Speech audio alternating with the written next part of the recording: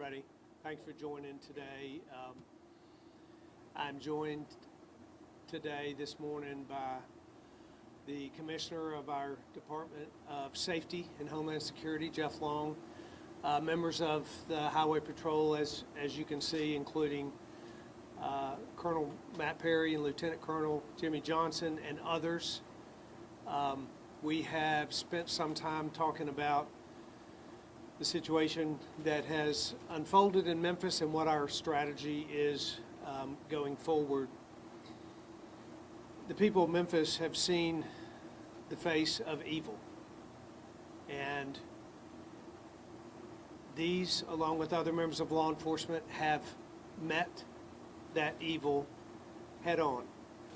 And I'm proud to be standing with them today. These troopers and many others on Wednesday night rushed to address a ruthless killer. And what we saw on Wednesday night was the all-hands-on-deck effort of law enforcement to come together to put an end to that tragic from that evening. They stood shoulder to shoulder with law enforcement from across the state.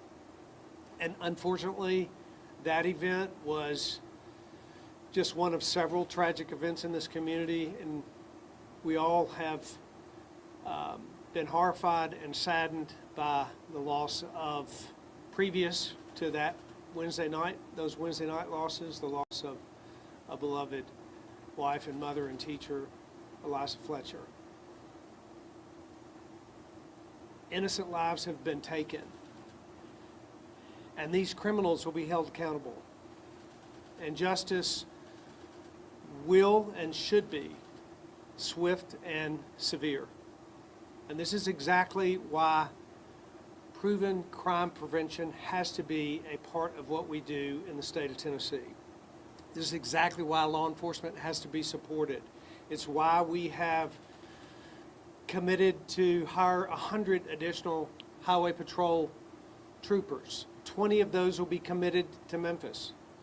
It's why we have funded $100 million in our Violent Crime Intervention Grant Fund that will be used by police departments and sheriff's departments across this state.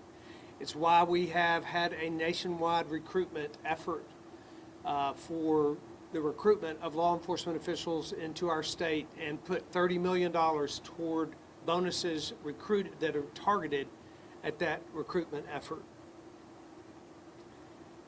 In the past 3 years, we have made some significant steps towards strengthening public safety in our state.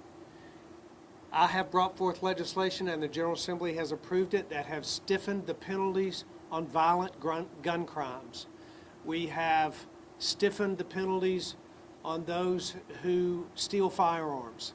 I have brought forth legislation, the General Assembly has passed it, that has stiffened the penalties for drug traffickers in this state in the last 3 years. That is incredibly important because that's the background of so many of our violent crimes.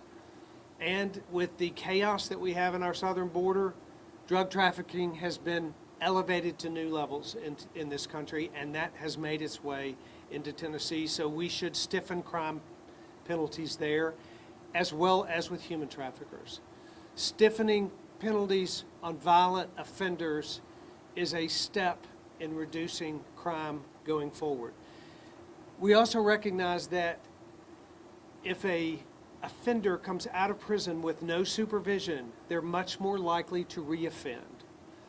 And so 2 years ago, I brought forth legislation. It is passed, and as of last year, new sentences will require mandatory supervision for everyone leaving prison. This is key to stopping the revolving door of repeat offenders.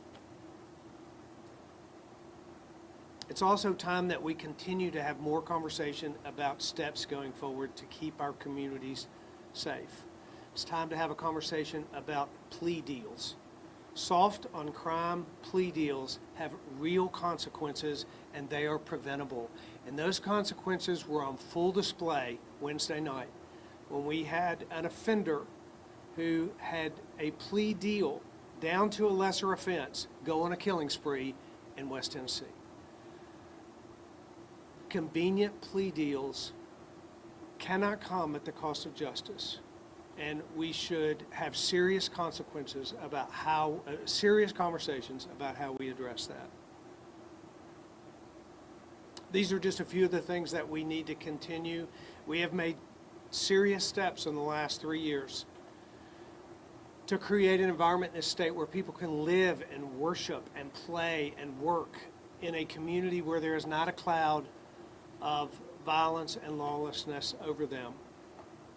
It was important for me to come here today in Memphis because that cannot be the community that Memphians live in, is a community with a cloud.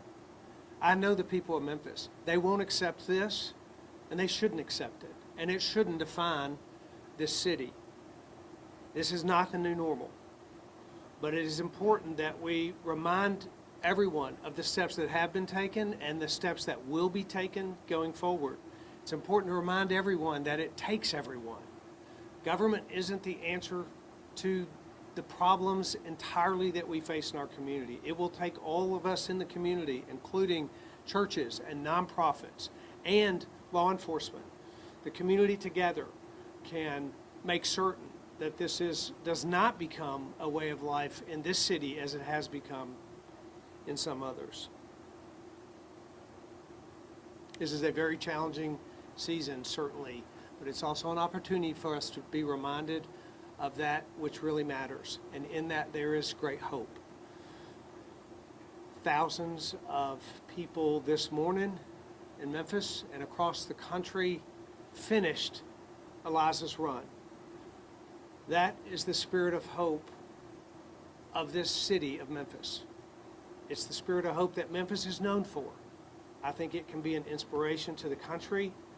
I think it can be an inspiration for us to move forward in ways that create safer communities for everyone in this state. I appreciate you all joining me today and happy to answer your questions. Let's go ahead and start with Phil. Governor Van Turner, a former county commissioner who is running for Memphis mayor next year, came out overnight with a suggestion that the state suspend the open carry law. What do you think about that? Do you think that's a valid solution? Well, I think that the open carry law is a law that applies to law-abiding citizens. What we've been watching unfold in the last several days are criminal acts.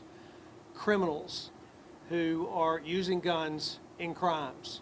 And as I said to you before, we've actually stiffened penalties for those crimes, particularly with related to gun, that are related to gun crimes. And what do you think are some of the ways that plea deals can be more I think that will be a very important conversation going forward. Over the last week, the topic of truth and sentencing has come up. They said an absent had stayed in prison for 24 years rather than 20. Fletcher would still be alive. And then also the topic of better rehabilitation programs and prison systems came up as well. Do you think both are needed, or do you think one would be more effective than the other? What I think is going to happen across this state is there's going to be continued, important, valuable conversation. People have different ideas about how things should happen, but we all have the same goal in mind. I think that's important to remember. Every one of us wants to lessen crime. There are different strategies for doing that. Some of them are proven. One of the most important things is that we focus today on the proven crime prevention approaches. That is more cops on the street. That is more funding to those police departments for their strategies to attack violent crime. That is more cops coming into this state through that recruitment efforts. We have proposed an improved training center. So investing in the things that are proven, that we know will work, and then have conversation about things like the laws that we have passed in the last 3 years and building and improving on those. Count three. Yes, Governor Lee, there's not only been a lot of talk here regarding stiffer laws to keep people in prison, but there's been a lot of talk regarding resources to prevent this from even happening, such as mental illness and things of that nature. What resources are going towards those avenues to prevent people from even getting to this point? Yeah, I think that's a really important point. We need to do things to stop crime before it happens. We can talk about what happens after someone is arrested, but it's very important that we stop crime before it happens. That's why we need to invest in things like this violent crime grant fund that will provide police departments with the tools and the resources they need to improve their practices on the ground. It's why we need to recruit officers into the state. I met with officers yesterday who have come here from out of state. I specifically met with them to ask them, why did you come here? What are the things that we are doing that made this state attractive to you?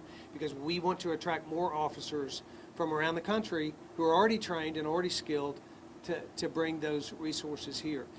Yes, we need to invest in ways to stop crime before it happens, and then think about ways that we deal with those that are incarcerated now.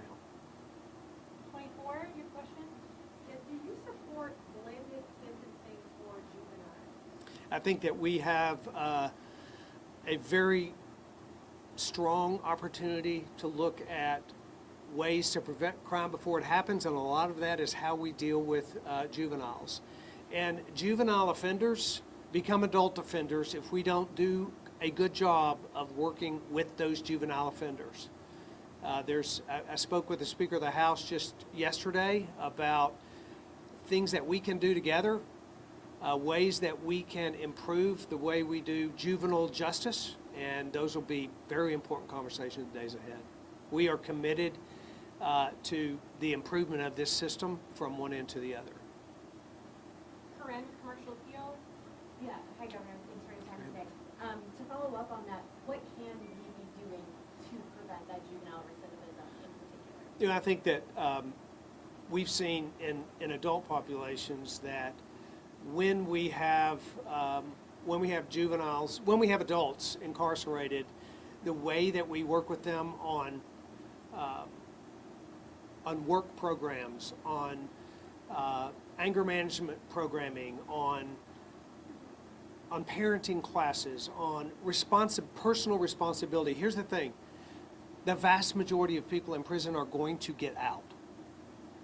Regardless of sentence length, the vast majority of people are going to get out. The way that we work to rehabilitate them before they get out has a significant impact on whether or not they will repeat crime. That is why I brought forth this legislation that required supervision for anyone leaving prison. We shouldn't have people walking out of prison with no supervision.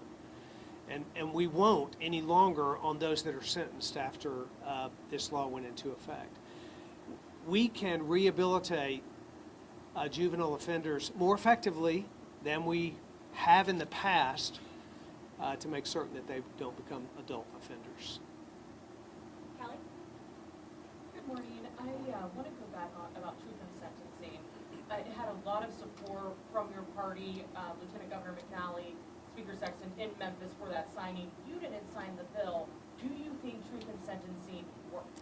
Well, there are a lot of definitions about things that work, and there are a lot of right conversations that we should have about what works, what's most effective. The primary thing that we have to do, and we will do that, and I do that with both speakers as well, is look for what's the common goal. What do we want to accomplish here? We want to lower the crime rate. We do that by lowering recidivism. Let's talk about multiple strategies by lowering recidivism.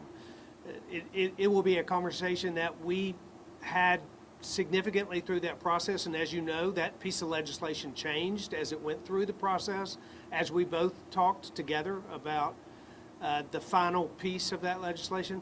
These conversations are going to continue to happen because we all want the same thing, and we all know that there are multiple strategies that have to come together to lower recidivism and to lower repeat offenders and to lower crime in our communities.